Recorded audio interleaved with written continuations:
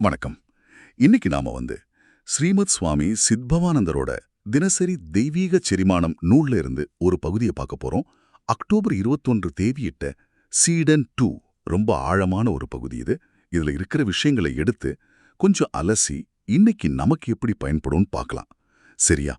முக்கியமா இந்த சீடத்துவம் அதோட அவசியம் என்ன, அதுல என்னென்ன நிலைகள் இருக்கு, இத பத்தி எல்லாம் இந்த பகுதி பேசுது. ஒருத்தரோட ஆளுமையை வளர்க்கறதுக்கும் பெரிய விஷயங்களை அடையறதுக்கும் இந்த சீடத்துவம் ரொம்ப முக்கியம்னு சுவாமிஜி சொல்றாரு. கேட்கும்போது இது ஏதோ பழைய காலத்து விஷயம் மாதிரி தோணலாம். ஆனா இதுல நிறைய நுணுக்கங்கள் இருக்கு. சரி, வாங்க இதுக்குள்ள போய் பார்க்கலாம். ஒன்னொன்னா பிரிச்சு பார்த்து உங்களுக்கு பயனுள்ள சில சிந்தனைகளை தூண்ட முடியுதான்னு முயற்சிப்போம். முதல்ல, ஏன் இந்த சீடத்துவம் இவ்வளோ முக்கியம்? கட்டாயம்னு கூட சொல்றாங்க. ஆளுமை வளர்ச்சி, பெரிய இலக்குகள் இதெல்லாம் நடக்கும்னு சொல்றாங்க. எப்படி இது வெறும் படிப்பு மாதிரி இல்லாம ஒரு வழிகாட்டுதலோட கத்துக்கிறது எப்படி ஒருத்தரை மாத்தும்? ஆமா. நீங்க கேட்டது ரொம்ப முக்கியமான கேள்வி. இங்க கட்டாயம்னு சொல்றத நாம சரியா புரிஞ்சுக்கணும். இது ஏதோ ஸ்கூல் ரூல் மாதிரி இல்ல. ஆனா ஒரு முழுமையான வளர்ச்சி வேணும்னா ஒரு குறிப்பிட்ட ஸ்டேஜ்ல முறையான வழிகாட்டுதல்ங்கிறது கிட்டத்தட்ட அவசியமான ஒண்ணு. நீங்க சொன்ன மாதிரி இது வெறும் நாலேஜ் கத்துக்கிறது இல்ல. இது ஆளுமைய உருவாக்குறது, நம்ம குணத்தை, உலகத்தை பார்க்கிற விதத்தை இதெல்லாம் செதுக்குற ஒரு விஷயம். சுவாமிஜி சொல்ற அந்த உன்னதமான சாத்தியங்கள்ங்கிறது அது வெறும் வேலை, பணம் மட்டும் இல்ல. நம்மளோட முழு பொட்டென்ஷியலையும் வெளிக்கொண்டு வர்றது. ஒரு குருவோட வழிகாட்டுதல்ல கட்டுக்கும்போது அது தனியா முயற்சி பண்ணி பல வருஷம் தேடுறதை விட வேகமாவும் தெளிவாவும் இருக்கும். அது ஒரு டிரான்ஸ்ஃபர்மேஷன் மாதிரி. நம்ம வளர்ச்சி பாதையே அது மாத்தி அமைச்சிரும், ஆழமாக்கும். ஓ, அந்த டிரான்ஸ்ஃபர்மேஷன்ங்கிற வார்த்தை முக்கியம். வெறும் ஸ்கில் கத்துக்கிறது வேற, ஆளுமையே மாறுறது வேற, இல்லையா? இங்க தான் அந்த கைடன்ஸோட பங்கு வருது. தனியா கத்துக்கிட்டா சில சமயம் தப்பான வழியில போகலாம், இல்ல தேவையில்லாத விஷயத்துல டைம் வேஸ்ட் பண்ணலாம். கரெக்ட். அனுபவம் உள்ள ஒரு வழிகாட்டி இருக்கும்போது பாதை தெளிவா தெரியும். இது ஒரு திறமைய கத்துக்கிறது மட்டும் அல்ல, வாழ்க்கையவே நம்ம அணுகிற முறைய மாத்தக்கூடிய ஒண்ணு. சரி, இந்த சீடத்துவத்தோட அவசியத்தை ஓரளவுக்கு புரிஞ்சுக்கிட்டோம். அடுத்ததா, எல்லா சீடர்களும் ஒன்னா இருக்க மாட்டாங்கன்னு இந்த பகுதி சொல்லுது. அது ரொம்ப இன்ட்ரெஸ்டிங்கா இருக்கு. ஆமா, 3 வகையா பிரிக்கிறாங்க: மந்தமானவர், சராசரி, அப்புறம் புத்திசாவி.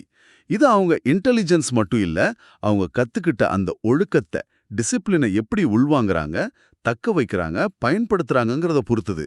மந்தமானவர் இருக்காரு, அவர் டிசிப்ளினை கத்துக்கிறார், ஆனா கொஞ்சம்தான் அவருக்கு நிக்குது. ரொம்ப கம்மியா தான் அதை தக்க வைக்கிறார். ஒருவேளை பேசிக்ஸ் மட்டும் கத்துக்கிறாரோ. சராசரி நபர் அவர் கத்துக்கிட்டதுல பெரும் பகுதியை தக்க வைக்கிறார், நடைமுறையில பயன்படுத்துறார். ஓகே. ஆனா அந்த 3வது வகை, புத்திசாலி சீடன், அவர்தான் ரொம்ப முக்கியமானவர்னு சொல்றாங்க. அவர் கத்துக்கிட்ட டிசிப்ளினை வச்சு அது மேல அவரே வளர்த்துக்கிறாராம், செழிக்கிறாராம்.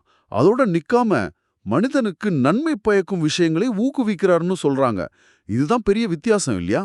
தன் வளர்ச்சி மட்டும் இல்லாம சமூகத்துக்கும் பயன்படுறது. ஆமா, ரொம்ப சரியா சொன்னீங்க. இந்த 3 நிலைகளும் சும்மா தியரி இல்ல. நம்ம வாழ்க்கையில, வேலை செய்யற இடத்துல, எல்லா இடத்துலயும் இத பார்க்கலாம். இங்க ஒழுக்கம்னு சொல்றது வெறும் கட்டுப்பாடு இல்ல. அது ஒரு பயிற்சி, ஒரு கத்துக்கிற முறை, ஒரு வழியில தொடர்ந்து போறதுக்கான ஒரு ஆற்றல்.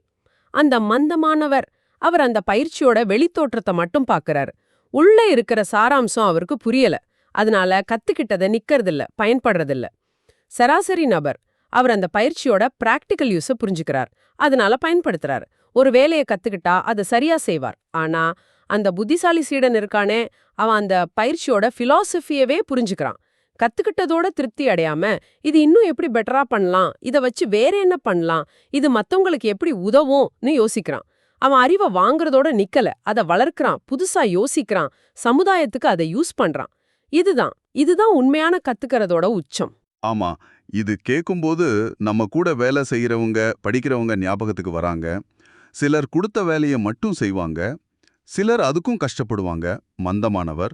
ஆனா சிலர் இருப்பாங்க, அவங்க வேலையை நல்லா செய்யறது மட்டும் இல்லாம அந்த துறையிலேயே புதுசா ஏதாவது யோசிப்பாங்க, மத்தவங்களுக்கும் சொல்லி கொடுப்பாங்க, புத்திசாலி.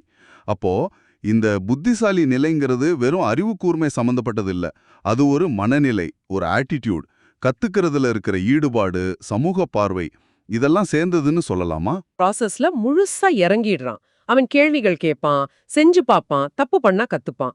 அவன் வெறும் தகவல்களை மனசுல ஏத்திக்கிட்டு நிக்க மாட்டான். அதை ஞானமா மாத்துவான். அந்த ஞானம்தான் அவனையும் வளர்த்து அவன் மூலமா சமூகத்துக்கும் நல்லது செய்ய வைக்குது. மனிதனுக்கு நன்மை பயக்கும் விஷயங்களை ஊக்குவித்தல் இது ஒரு பெரிய பொறுப்பு இல்லையா? அது புதுசா எதையாவது கண்டுபிடிக்கிறதா இருக்கலாம், இல்ல நல்லா சொல்லி கொடுக்கறதா இருக்கலாம், இல்ல சமூக பிரச்சனைக்கு தீர்வு கண்டுபிடிக்கிறதா இருக்கலாம். நம்ம கத்துக்கிறதோட பயன் நம்மள தாண்டி போகும்போது தான் அது முழுமை அடையுதுன்னு இந்த வகைப்படுத்தல் அழகா சொல்லுது. நீங்க உங்க வாழ்க்கையில கத்துக்கிற விஷயங்கள்ல இந்த நிலைகளை எப்படி பார்த்திருக்கீங்க? நாமளே கூட யோசிக்கலாம், ஒரு விஷயத்த கத்துக்கும் போது நாம எந்த நிலையில இருக்கோம்னு. ரொம்ப நல்ல கேள்வி. நம்மள நாமளே எடை போட்டு பார்க்கறக்கு இது உதவும். சரி, இந்த சீடர்களோட தன்மைகளை பார்த்தாச்சு. இப்ப கடைசியா உண்மையான சீடன்னா யாருன்னு இந்த பகுதி சொல்லுது. அதுவும் வேதாந்த பார்வையில, உபநிடதங்களை அடிப்படையா வச்சு. இது ரொம்ப ஆழமான ஒரு டெஃபினிஷன். ஆமா, அது என்ன சொல்லுதுன்னா, குருவிடம் தன்னை முழுமையாக அர்ப்பணித்து அவருக்கு உண்மையாக சேவை செய்து கவனிப்பதன் மூலமும் கேள்வி கேட்பதன் மூலமும் கற்றுக்கொள்பவரே சீடன். இதுல நிறைய லேயர்ஸ் இருக்கு பாருங்க. சும்மா கிளாஸ்ல உட்கார்ந்து நோட்ஸ் எடுக்கிறது சீடத்துவம் இல்லைன்னு தெளிவா தெரியுது. முழுமையான அர்ப்பணிப்பு, உண்மையான சேவை, கூர்ந்து கவனித்தல், கேள்வி கேட்டல், இது நாளும் சேர்ந்தாதான் உண்மையான சீடத்துவமாம். ஆமா, இந்த 4 விஷயமும் ஒன்னோடு ஒன்னு பிணைஞ்சிருக்கு. தனித்தனியா பார்க்கறத விட மொத்தமா பார்க்கணும். முழுமையா அர்ப்பணித்தல்னா குரு கால்ல விழுறதோ இல்ல நம்ம சுய சிந்தனைய வித்துறதோ இல்ல. அது நம்ம ஈகோவ, எனக்கெல்லாம் தெரியும்ங்கிற அந்த எண்ணத்தை அத ஓரமா வச்சுட்டு திறந்த மனசோட வழிகாட்டுதல ஏத்துக்கிற பக்குவம். ஒரு பாத்திரம் காலியா இருந்தாதானே அதுல எதையாவது ஊத்த முடியும். அந்த மாதிரி ஒரு மனநிலை. அடுத்தது உண்மையா சேவை செய்யறது.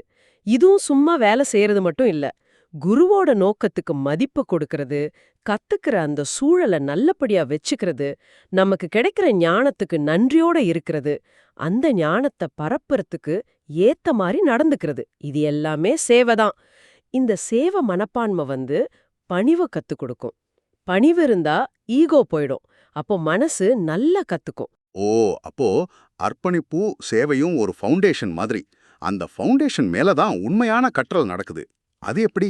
கவனிப்பதன் மூலமோ கேள்வி கேட்பதன் மூலமோ. இது ரொம்ப முக்கியமா படுது. அர்ப்பணிப்பு இருக்குங்கிறதுக்காக குரு சொல்றத அப்படியே ஏத்துக்கிறது இல்ல. சீடன் ஒரு பாசிவ் ஆள் கிடையாது. கரெக்ட். இதுதான் இந்த டெஃபினிஷன்ல இருக்கிற சூக்ஷ்மம். அர்ப்பணிப்பு, குரு மேல நம்பிக்கை, திறந்த மனசு, இது ஒரு பக்கம். இன்னொரு பக்கம் கூர்ந்து கவனிக்கிறது, கேள்வி கேட்கறது. சீடன் குரு என்ன செய்யறாரு, எப்படி சொல்லித் தராரு, பிரச்சனைகளை எப்படி அணுகிறாருன்னு நல்லா கவனிக்கணும். சந்தேகம் வந்தா, இன்னும் தெளிவு வேணும்னா தயங்காம கேள்வி கேட்கணும். இந்த கேள்வி கேட்கறதுங்கிறது அவநம்பிக்கையால வர்றதில்ல, இன்னும் ஆழமா புரிஞ்சுக்கணுங்கிற ஆர்வத்துல வர்றது. இது ஒரு ஆக்டிவ் லேர்னிங் ப்ராசஸ். குரு சொல்றத சும்மா மனப்பாடம் பண்றவன் சீடன் இல்ல. அதை நல்லா யோசிச்சு அதோட அர்த்தத்தை உணர்ந்து தன்னோட அனுபவத்தோட பொருத்தி பார்த்து தெளிவு பெறறவன் தான் உண்மையான சீடன். இது பார்க்க ஒரு மாதிரி முரணா தெரியுதே. ஒரு பக்கம் முழு அர்ப்பணிப்பு, இன்னொரு பக்கம் கேள்வி கேட்டல். இது ரெண்டையும் எப்படி பேலன்ஸ் பண்றது? குரு மேல முழு நம்பிக்கை வைக்கிற அதே நேரம் நாமளும் யோசிச்சு கொஞ்சம் கிரிட்டிக்கலா பார்க்கறது எப்படி? இதுதான் பெரிய சவால் மாதிரி இருக்கு. ஆமா, இது ஒரு நுட்பமான சமநிலை. இதத்தான் நிறைய பேர் சரியா புரிஞ்சிக்கிறது இல்ல. அர்ப்பணிப்புங்கிறது குருவோட அனுபவத்துக்கும் ஞானத்துக்கும் நம்ம கொடுக்கிற மரியாதை. கேள்வி கேட்கறதுங்கிறது அந்த ஞானத்தை நம்மளோடதான் மாத்திக்கிற முயற்சி. குருவை ஒரு கைடா, ஒரு சோர்ஸா பார்க்கணும். அந்தே காணி எல்லா உத்தரங்களும் அறிஞ்ச ஆளாயிட்டல்ல. ஒரு நல்ல குருவே என்ன பண்ணுவார்னா, கேள்விகளை கேட்டு சீடனை சிந்திக்க வைப்பாரே தவிர எல்லா பதிலையும் அவரே கொடுக்க மாட்டாரு. அதனால கேள்வி கேட்கறதுங்கிறது கத்துக்கிற ப்ராசஸோட ஒரு பகுதி தான். அது அர்ப்பணிப்புக்கு எதிரானது இல்ல. இந்த பேலன்ஸை கத்துக்கிறது ஒரு கலை. இது குரு சிஷ்ய உறவுக்கு மட்டும் இல்ல.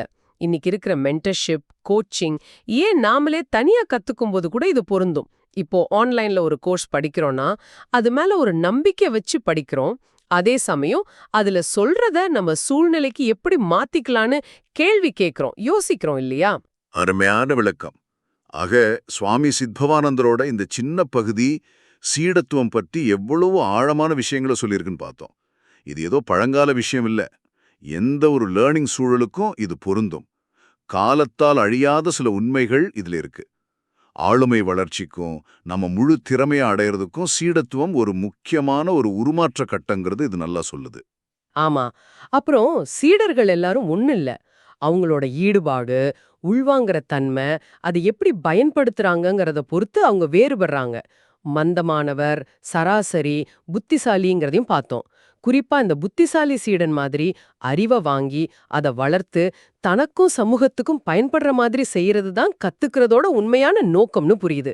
கடைசியா வேதாந்தம் சொல்ற உண்மையான சீடனோட இலக்கணம் அர்ப்பணிப்பு, சேவை, கவனிப்பு, கேள்வி கேட்டல். இது எல்லாம் சேர்ந்து ஒரு கலவைன்னும் புரிஞ்சுக்கிட்டோம்.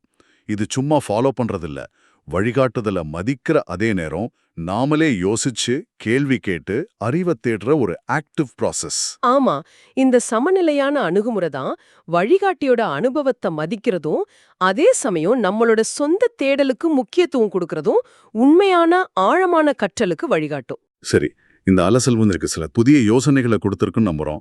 நிறைவா உங்களுக்காக ஒரு கேள்வி.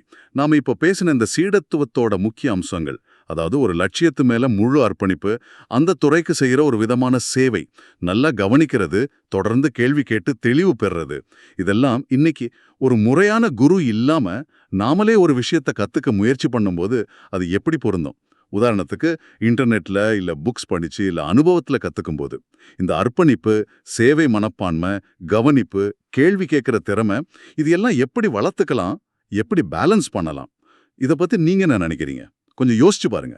இந்த ஆழமான அலசல்ல எங்களோட இருந்ததற்கு நன்றி.